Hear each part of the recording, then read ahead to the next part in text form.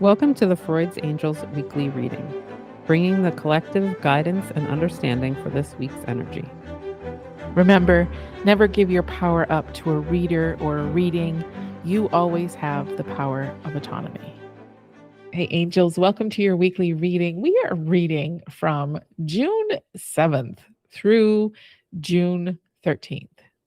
It's crazy. It's crazy that we're even saying those out loud because, friends, breathe, Grace. In 10 days, in We 10 just days, attached to that week. We just attached to it. I am uprooting my entire life yet again. And I am driving across country yet again and doing this yet again. And this time, though, it's by choice. Everything's by choice, but this is a choice of not a survival choice. This is a choice of choice. Like, this is what I want. This is what I want.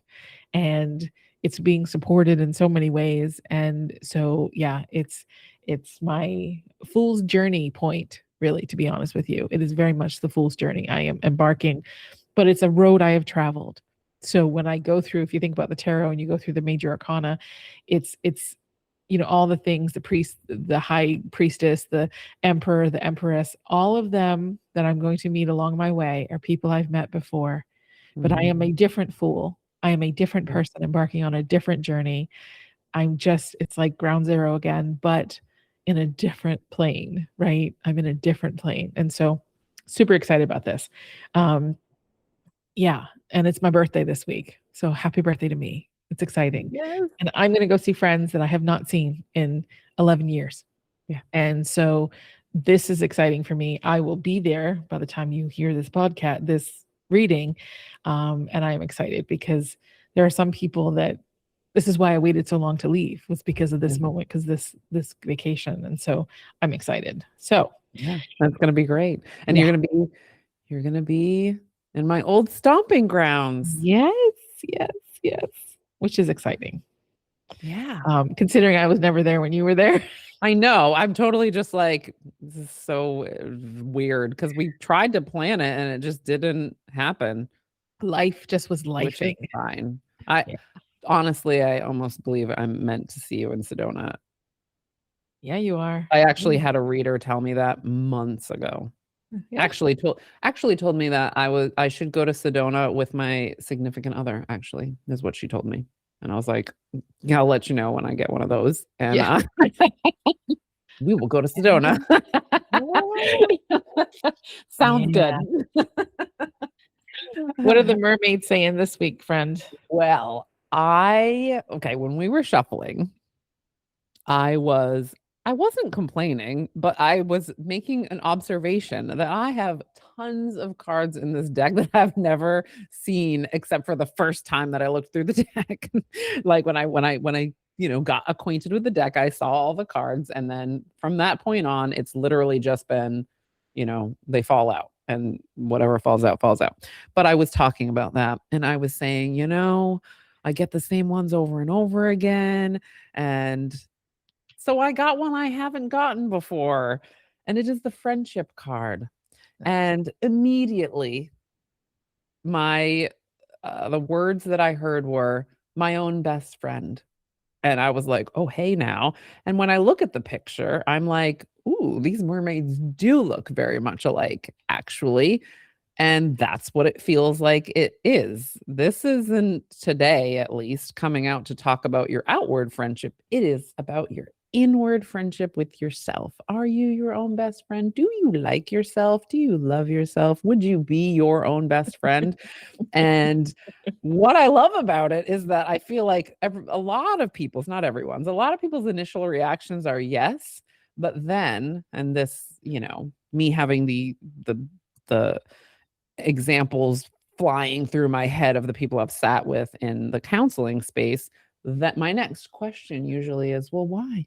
What's so great about you? What makes your friends love you? And that's that's where everybody gets choked. They're like, I'm good, I'm kind, I'm nice, I'm loving. Like, it's this robotic, like I'm spitting out words. And then when I try to ask more questions, like, well, what makes you loving? Why Like, why are they attached to that loving part of you? It's like even more like, I don't know. I just am. Like, stop questioning me.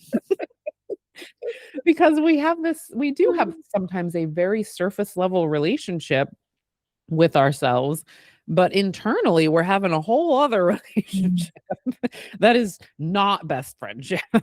Yes. And that's where this is coming out, right? Like Mm, it almost goes hand in hand with last week's reading a little bit, but I feel like mm, it's separate for a reason. That's why I didn't lump that in, was because it wasn't meant to be there, because it's like a next step type thing, right? Like we talked last week about breaking free and about empowerment and forgiving yourself, right? And then like when you're doing that work, you have to sometimes get reacquainted with yourself. You have to really be like, who the hell am I now? And yeah. that's like a real thing. I mean, I think that that's something that I bring people through, but I have to do it too, where I'm like, okay, if you're judging that version of you, like I'll be having a conversation. I had a conversation recently, actually, with somebody. It was a few weeks ago, and I've worked through a lot of it, but he was like asking me stuff about my past, and it was like kind of like provocative questions. It was like like I guess maybe kind of a fun conversation, but it was not fun for me. Like it was like getting information and just talking about experiences, but I was not feeling good about it. I did not want to talk about it. I definitely made some comments about that version of me and being like, I don't want to talk about it. I don't like it. That was a time in my life where I hated my life. I think I said that. And I was like, huh. Like for days after that, I was like, what happened? Like, why did you wow, there is a part of you that has not actually forgiven or had compassion. Like you still Mm, have a layer or two probably that just hasn't been addressed, about being able to talk about those things as things that you grew from. Because you would never judge anybody else for that. Like, you would not say like, if somebody sat in front of me and described that, I wouldn't be like, "Wow, what a trash person you are."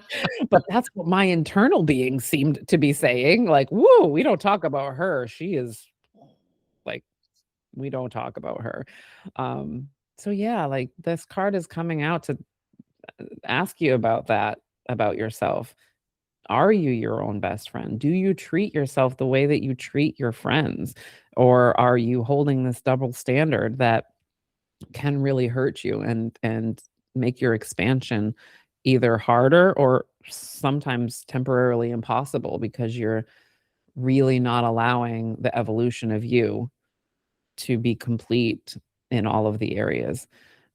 So yeah, that is what it came up. And again, like I don't know that it would have come up for me this time if they didn't look so similar, but it almost, I mean, it really almost looks like an inner child and adult version of the mermaid. So it was, I mean, it was just so strong of, nope, own best friend. This isn't about finding a friend. The person's behind them. It's, yeah, definitely the vibe I was getting. yeah. Yeah. I love Bring it. it home. Yes. And so we're going to tie this in because I think and what you're saying about being your own best friend is so vital to this next piece, because I was like, oh, that's how it's going to play in. So we're going to surrender our addictions.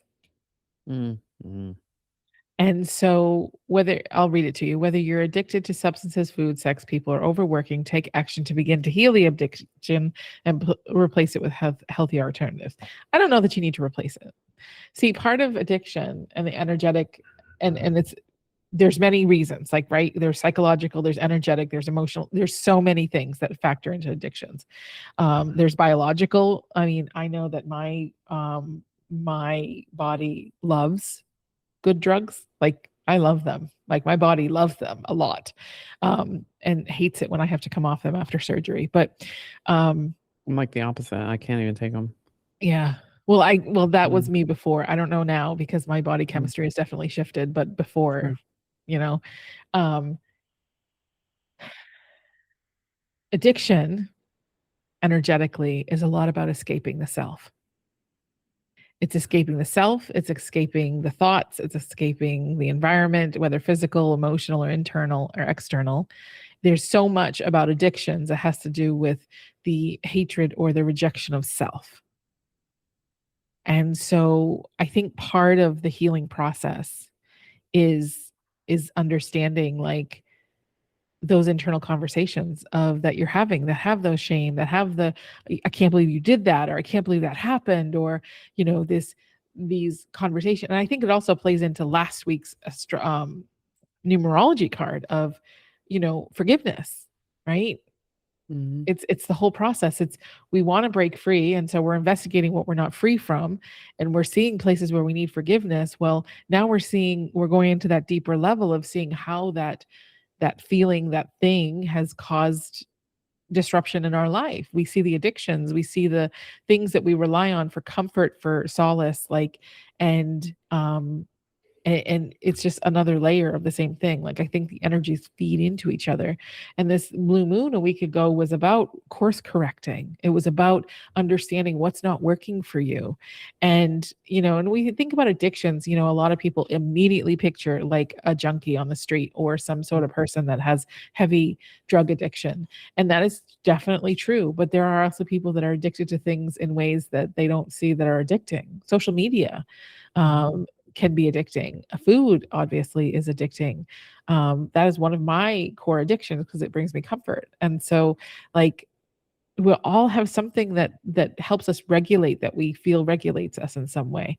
And Mhm. so, Well, you and know, there's, like, the psychological addictions to, like, as soon as you said it, the first thing I heard was addicted to the story, and I was like, "Ugh," yeah, right? Like, we do get addicted to the story, we get addicted to the emotions around things, we get addicted to sometimes victim mentality, sometimes we get because addiction isn't a choice, and that's what I think, like, is so hard. And I mean, I've worked in addiction, so I really have watched in and out, like, the non-choice, right? Like, yeah, it is soothing, and it is overwhelming, and it is like going back to things that work so that you can feel what feels like normal. And that doesn't mean that the same normal for me as for another person, but exactly. the addiction to normalcy, right? And that can mean, like, I'm addicted to my victim mindset. I'm addicted to the story that A, B, or C. Like, that is an involuntary addiction because it keeps you safe. It keeps you in what you feel like is the knowing and the understanding. Yeah, And yeah, so, like, addiction is a very wide net if you cast it that way. And I think a lot of people don't see it until it's brought to your face, right? Like, I mean, yeah, sometimes with me, like, certain things I'll just say over and over again, and I'm like, oh my God, that must be soothing for you, or you wouldn't be saying it. But, like, your brain wants that, I guess. And I don't want that the same way that, an addict doesn't want to want that, but they do, because yeah, it's an internal structure that has just become strong. yeah, And so that's really, addiction is using the pathway. yeah, That means any pathway, really, if we think about that, right? Like, I can be addicted to happiness. We have no problems with that. We don't got to fix that addiction, right? But it's the same concept, right? Like, I go searching for it. I want it. I almost bypass a lot of things just to have it, right? I have that addiction. yeah, It's sometimes involuntary because it's the opposite of trauma for me, feels like.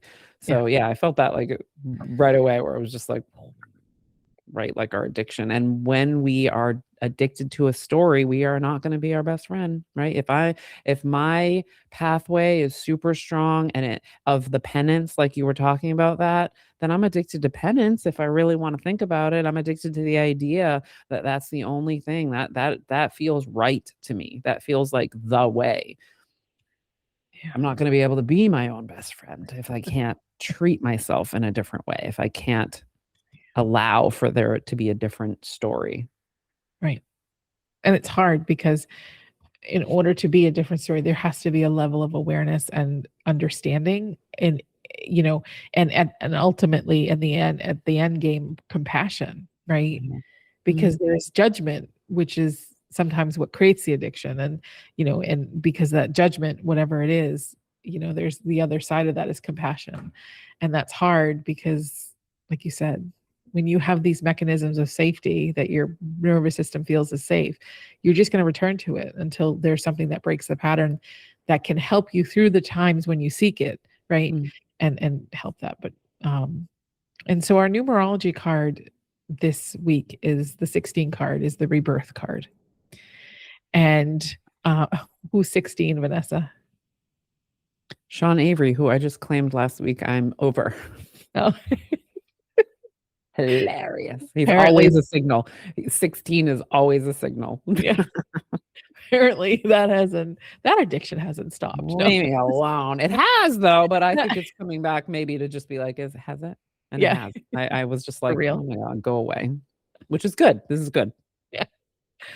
And so rebirth, and it's funny, I'll share this with you guys because I'm honest. But when I saw that, the first thought I had, because I think of like being a born again Christian or a born, like that's the immediate thought I had. And I was like, girl, no.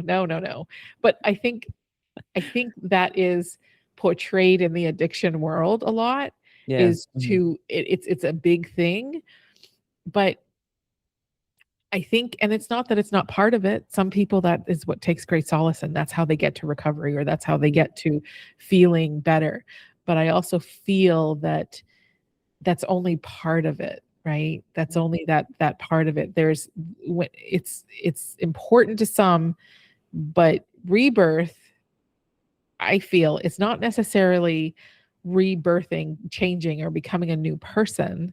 It's the transformation that we have to go through in order to release the addiction, to become to this new, not new us, but this new place in our life, right?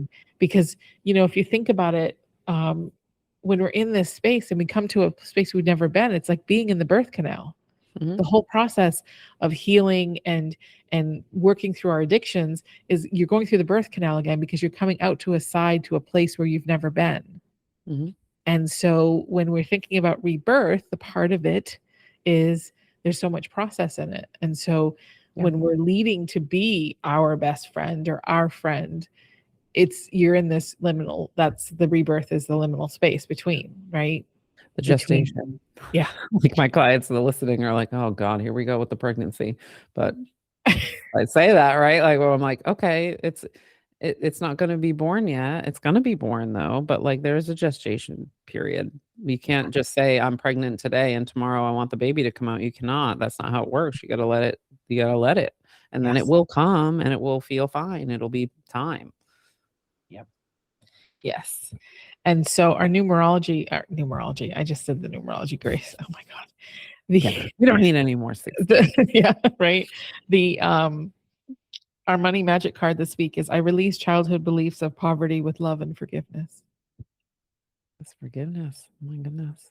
Which is one of those things. It's like, oh yeah, because that can lead to addiction too. Because me spending money is because I grew up in a place where we never had money for eating out. And so that has created a thing in me that is like, all I want to do is eat out. Now I have worked through it quite a bit, but again, these little things. So, this is me with, I'm going to give my child a different childhood.